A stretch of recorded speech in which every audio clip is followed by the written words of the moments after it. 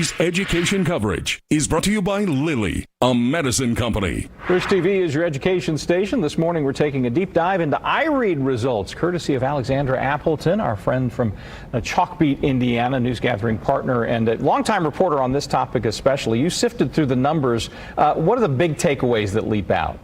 Yeah, the biggest one is that Indiana third graders improved their proficiency by 5 percentage points. That's the biggest leap since this test, the IREAD, started, and gets students back to those pre-pandemic levels, which is something we've been working toward since 2020. On that working toward scope, this coincides with a very hard push to improve literacy, sort of carrot and the stick approaches. What has changed? Do the changes seem to directly explain the improvements?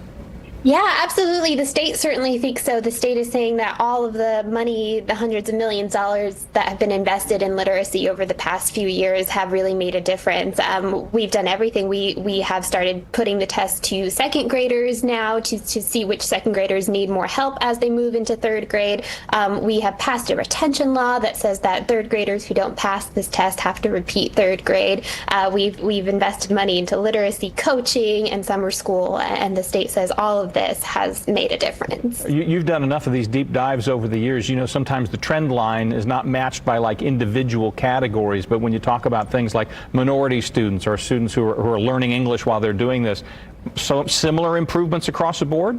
Yeah. Across all socioeconomic groups, students made improvements. Some really exciting points in there is that Black students' proficiency rates have improved by 7.5 percentage points this year, and that's 4 years in a row that Black students have made proficiency improvements. English learner students are a group that the state has been concerned about, but they also made improvement over the past year. IREAD is not ILEARN, and neither is iStep, and frankly, I'm confused at points. What are the distinctions between IREAD and ILEARN? And it's interesting because the trends are not exactly the same for both.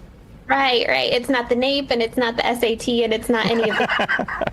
Exactly. It's true, yes. On the ILEARN, which tests English language arts, actually students' scores have been flat for the last 5 years, so it's pretty different than the IREAD. And what the state says is that these are two different tests asking two different things, and IREAD is this early literacy that the state has invested a lot of work into, versus the ILEARN. It's taken by older students in grades 3 through 8, and we see middle schoolers, unfortunately, are having a decline in that English language arts. A few different explanations, but one of them is the state says we just haven't done as much work for older students. When you do stories like this, often there is a yes, but, and then the other side of it, it comes with this cost or something that's maybe not acceptable.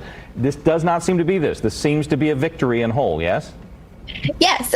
One thing that we're still waiting on is in October, we should know how many students had to repeat third grade. Well, that'll be a big one, especially with that being one of the new rules. Alexandra Appleton, thanks for your coverage on this, of course, today and all through the months and years that you've been with us. So really appreciate it, and I encourage everybody to read Alexandra in Chalkbeat. Have a good one, okay? Thank you so much.